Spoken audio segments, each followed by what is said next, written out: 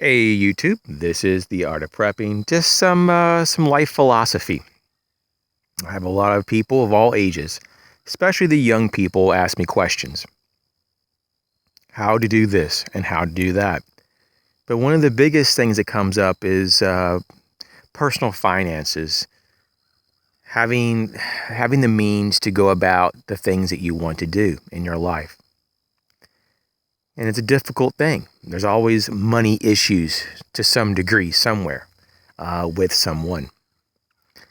And I could sit here and just tell you something real simple like you just got to create a budget and you got to stick with it, and that's it. But you and I know it's much more than that. Every day we get bombarded with various infomercials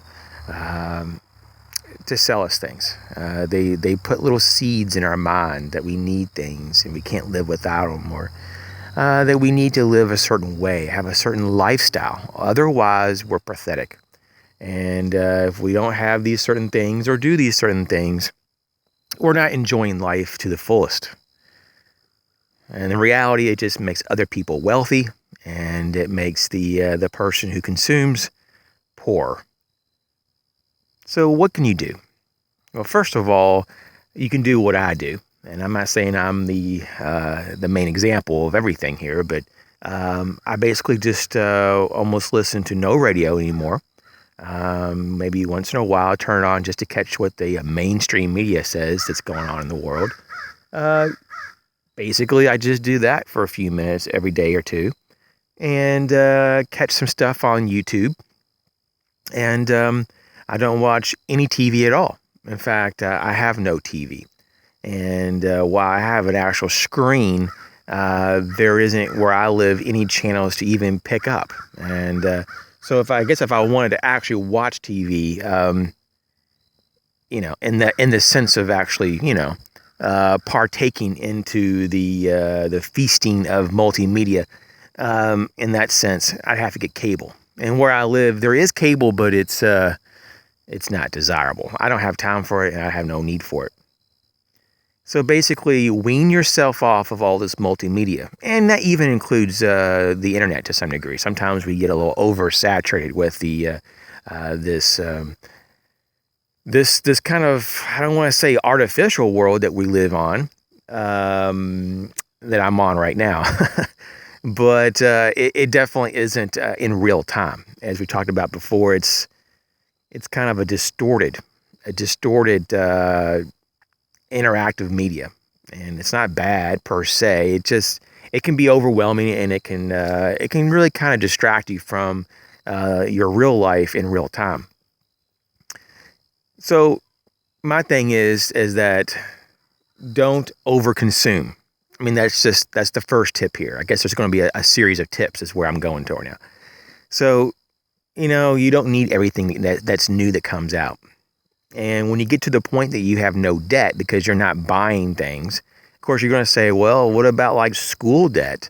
What about my house debt? I had to get that, didn't I? Not necessarily at all. That's not true. You can do what I did and work your way through college, and even take off a semester every once in a while if you had to catch back up if you were running out of money. And just work, even if you had to work 2 jobs. I did. And while I got a little help every other semester from my parents, and they were very helpful, in fact, for book money, and every once in a while they would even do my tuition. But that doesn't mean that I had, no responsibilities. I had, especially as a young person, I had, outrageous insurance bills, for my vehicle, and gas to drive around, food money, and typically housing money. All this was still on me. So, and that's fine. You definitely need to build character and know how to be responsible for yourself, especially as a young person. But the whole thing, though, that, it's okay to go into debt for an education, doesn't hold water anymore. It just doesn't. And I don't believe in that. So, that's a poor decision in my opinion, especially if you're watching my videos, you're looking at my opinion and you are wondering what my opinion is, and that's my opinion. So I would say do not get in debt, number one, for any vehicle and education. That's that. Now, are there situations that you may just be short for one semester, and that's like the last semester of your schooling, and in your program you can't just drop out for a semester to save up money to do the last semester, and you need to just take a loan for one semester? That's probably not the worst thing in the world, okay? That's common sense would say go ahead and do what you need to do and pay that off as fast as possible, and go without things until you get that paid off. And hopefully in a matter of months or a year, you get that knocked out, and then you're debt free again. So my thing is, with all the availability of knowledge, there is no reason to get in debt, over education anymore, especially at the current quality levels of a lot of educational programs not being as high as they used to be, or they're just not that great. I speak from experience too. I'm not just jiving here. I have multiple college degrees, advanced college degrees, and I'm no slack when it comes to putting time in at the local university. But I will tell you that it was oversold, and I did not get my money's worth. And people come to me and say, when I say that every once in a while, I don't go around saying that a lot. They say, well, apparently you didn't try hard enough. You didn't learn. No, I really did. I had over like a 3.9 GPA in grad school, and so I was not like not studying or anything. And it wasn't like it was not like so it was challenging. It wasn't like it was easy or something per se. I mean, you had to jump through all these hoops to get your grade, and it was just, whatever. But when I got out of college, or university, I noticed that a lot of it was artificial in nature, and it doesn't pertain in the real world. And no one really gives a crap what my GPA really is or was. And no one's really going to judge me on all those extra points that I did in class to get the A, or all the extra effort to do this or that. It doesn't matter anymore. It doesn't count. You got to start all over in the real world when you get your college degrees, or when you get out of school on any level. You go to the real world. Now, I've always hated that term. Oh, it's the real world, like I didn't live in the real world to begin with. Well, there's different types of world. We live in sometimes an artificial construct, and I think that college and universities are very artificial. They have like safety nets everywhere. They baby you, and what they really are, they're businesses, and they want you to be happy. And so they'll bend over backwards to make you happy. But in the so-called real world, once you get out of that facility and you're not associated with them directly anymore as a paying customer, you get introduced to the harsh realities that you're not prepared for, because they never prepped you for that, because that was not part of the program. So, number one, don't get in debt. Okay. And if you have to get in debt, and even in small ways, which may be okay, but once again, I don't recommend it. Be mindful. Is it really worth your peace of mind? And the next thing, when you talk about debt, we have to talk about your home, especially your first home. And, because most people, when they're coming out of college, they may be in an apartment for a few years or even more. And then you eventually work up and you try to get a down payment, or maybe a little bit more than just a little bit down payment, but you try to get a home. You want to get out of that apartment. Apartments suck. We know they suck. They're just horrible. Now, some people just say, hey, I don't like the maintenance of a house, and they don't want to mow my yard. I don't mind paying for rent. I don't mind every once in a while having bad neighbors or noisy neighbors. Well, they could be nosy too, but they don't mind. In fact, they kind of like that fellowship. They like to be in a community. They like to be close to people, even if they're strangers. They just like that perceived safety. And so, to each their own. But for me, and pretty much everyone I know, they want to get the heck out of the apartment. I've had my share of the apartment, and never again. And now I'm in my own oasis, if you will. I'm in my own place, and I love it. So, just remember, if you're a young person, don't get yourself in debt in a big home or go overboard.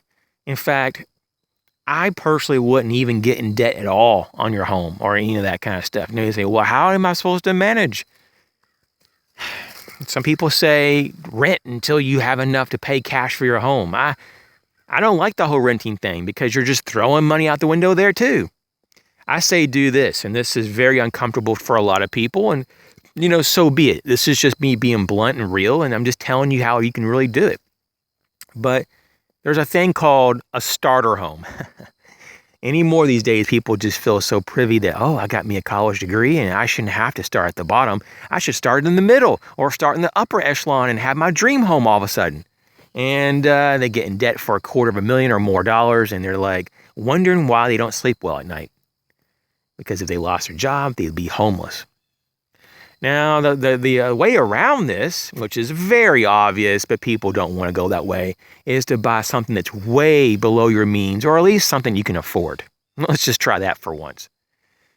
In some areas, you can't really buy things that are that cheap just because the market is outrageous. And so you have options to move out of that area or go into a more rural area so you can commute in more. Now, that's, of course, there's a lot of pros and cons with that. But for me personally, I like being out in the more rural area, as you can tell. But when it comes to actually having a focus on priorities, in particular being debt-free, you're going to have to make that choice. Do you want to be, a slave to the debtor? Do you really want that over your head? And if something ever happened, and things happen, and you lose your income or it's severely depleted or reduced, are you going to have somewhere to live? It's better to buy a little piece of land and put a little home, even if it was a trailer. And there's really nothing wrong with some of the newer trailers as a starter home. I would say, hey, go for it. That is the best idea ever. You can even get new trailers for not much money. You could save up if you were really, really determined, and you could save up in a matter of maybe 2 to 5 years, no joke. And this, you may be required to do some renting, or maybe you could be roommates with another person renting in a house or something, and reduce the bills, whatever you can to minimize the overhead at that time while you save money, so you can pay cash for that first dwelling, be it a really small fixer-upper home, trailer, or whatever else is in your area. I mean, there's all kinds of different kind of homes in this country and in the world. So who am I to tell you what kind you should have? But I can tell you, having that paid off and not having debt when you first have your first little dwelling that's your own is the best feeling possible. Okay? And so you have to just look at that. And so overall, though, I'd say just be cautious. And if you don't like that dwelling, you can just save up to get out of that dwelling or to build on that dwelling or create something more. But the more you keep the cost of living down and you lower that level of that you have to meet just to break even, you can actually free yourself up to do so much more. And once you get to the point that you have a home that you want and it's all paid for and you don't have any loans anywhere, no student loans, no car loans, which you shouldn't have from the beginning. It's the scourge of America and scourge of a lot of countries, really. Then you have just the freedom of whatever you make is yours after you pay tax, of course, whatever's left, of course, in that sense. And this is where you get more of your economic freedom. And this is what you have to keep and be mindful of. Now, there's a lot of people who just don't even want to admit or talk about these issues. Especially if you're a young person, you just say, well, everyone I know is taking loans out for college. It's just the thing you do. No, it isn't. And I would not do that because it will haunt you for potentially decades. Okay? And without giving away my age and everything, I know people that literally are coming up on that 20-so year mark, and since they've graduated, and they are still paying a very large sum every month. And sometimes it's 3, 4. I know one person is close to $500 a month, and they've been doing this for about 20 years.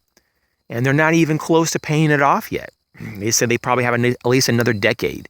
So if you were to know that you would have to pay horrendous monthly payments for 20 to 30 years, would you really do that activity? Would you really want that over your head? Do you really need a home that requires you to take 20 to 30 years. They even have 40-year loans now, conventional loans, which is just bizarre. I could not imagine that.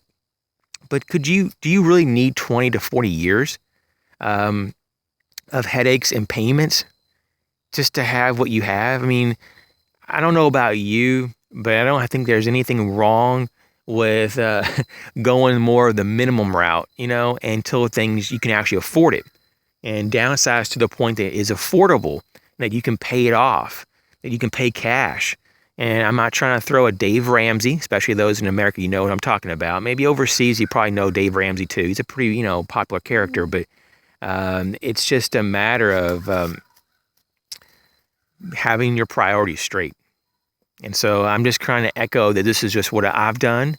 And it's not what Dave Ramsey said or told me to do. I've done this all my life.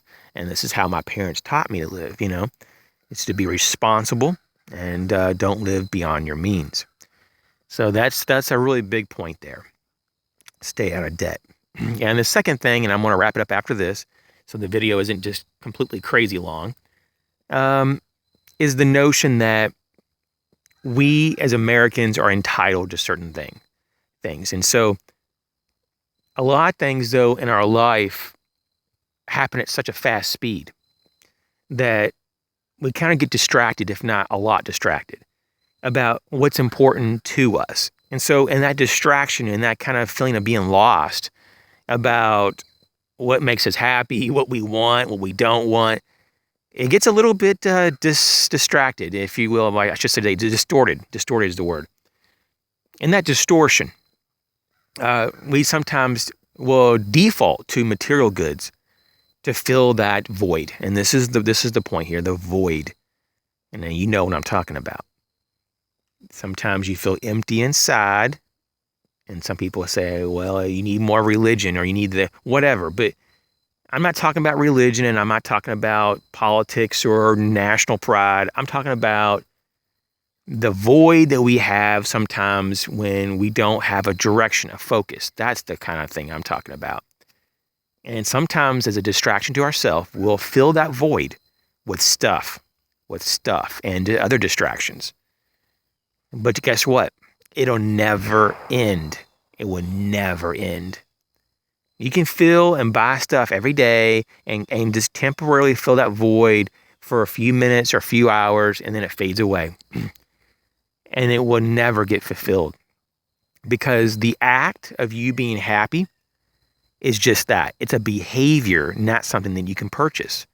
Now, we've talked about this, but there's so many new people to my channel. So there's like a couple hundred more, subscribers since I did this last, I believe, that we are now faced with the realization and the real reality here. This is the reality of things, that people don't face what's going on around them. They're afraid of real reality, and they just throw themselves into hardcore fantasy. That's why video games and YouTube videos are so popular, because people can't handle it. I'm not talking about you guys watching my videos. I'm just talking about people in general that watch a lot of fantasy-based stuff to distract them from the real world. Now, on this channel, we talk about things all the time that's real. And some people can't even handle that. People just, it's overload. But all I do is live in the real world. I don't do drugs. I don't drink. I don't smoke. I don't play video games. I don't watch movies pretty much. I don't watch the mainstream media. I live in my own world, in the real world. That's the only way I can describe it. And it's great. But let me just tell you this. This whole process of trying to fill voids that are really just the result of not doing the right things, doing those behaviors that actually allow us to be happy, get us nowhere. In fact, they enslave us, because it becomes a cyclical type of process. And once we're in that cycle, we have a hard time getting out, because we've gotten a little bit addicted to getting on Amazon, hitting that buy button and buying that extra pocket knife, or buying that video game, or thinking that, and I've been guilty of this a little bit too, even though I typically have real reasons why I buy things on Amazon, and I hardly even buy anything at all, but that's why you don't see that many gear reviews, I'm lucky if I buy a couple things a month, if that. Even that is a lot.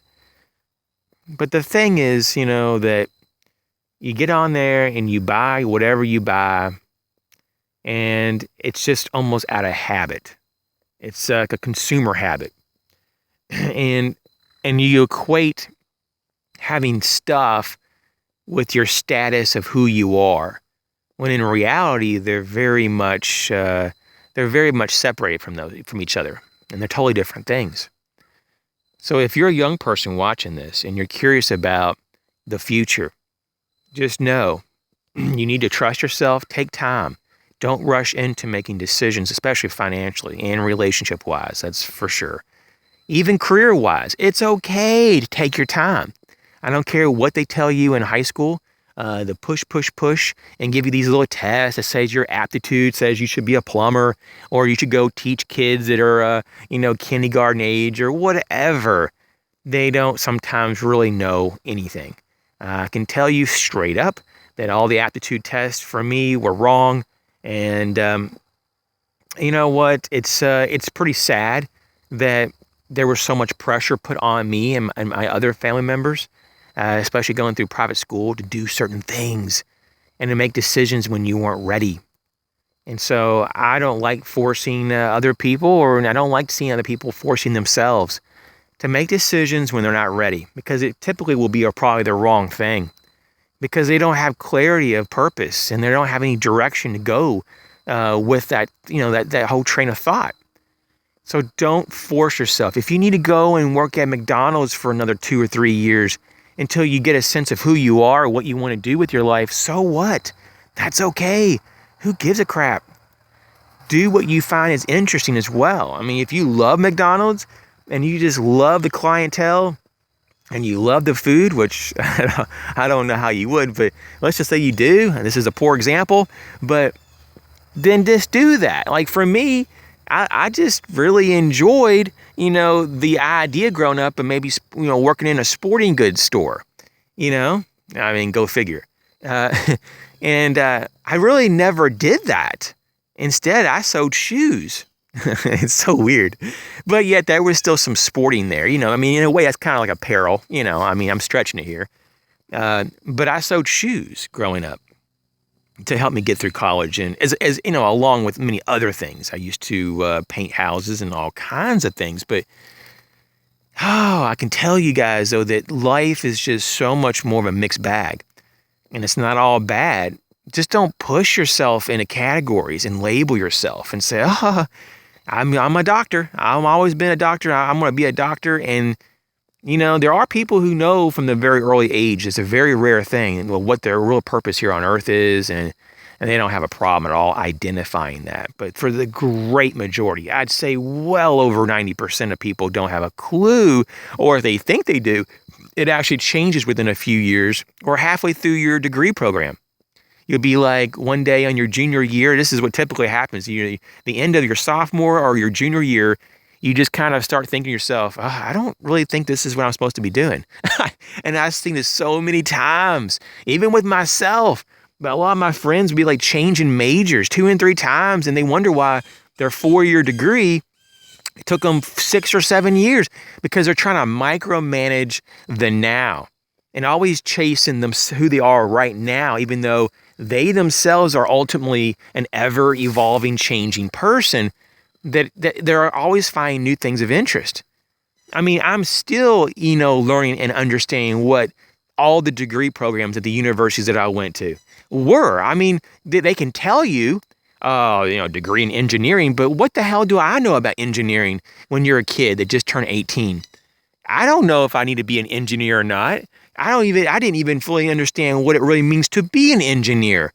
Everybody has their own little concepts. And so, I'm not saying I want to be an engineer, but I'm just saying there's a lot of different careers like that you think you know what it is, but when you get down to the nuts and bolts, you're like, man, it sounds like, especially my friends that were engineers, it was all they were doing was math problems. And I'm like, man, I'm kind of glad I didn't do that. Not that I wasn't good at math, but I was like, man, I don't know if I want to sit around all day crunching math problems. So I did some other different degrees, but I can tell you though, we're not a degree. We're not a job title. We're not a career. We as people are much larger than all this. All this. This is just labels. So let's get away from that.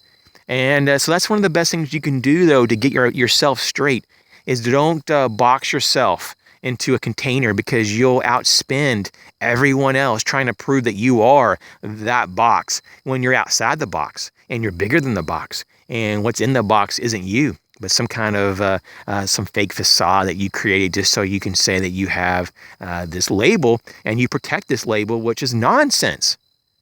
It's nonsense, people. So help yourself, help everyone else around you.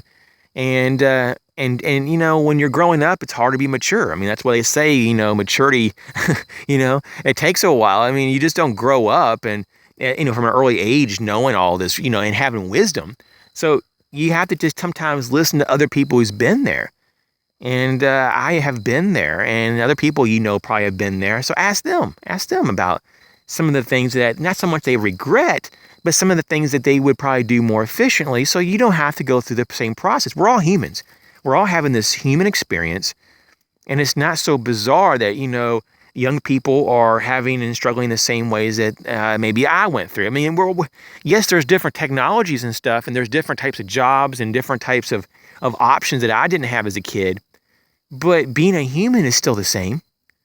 And so we need to focus on that with each other and find all that we can work together, at the risk of sounding political, find common ground on how we can work with each other to build networks and to build each other up.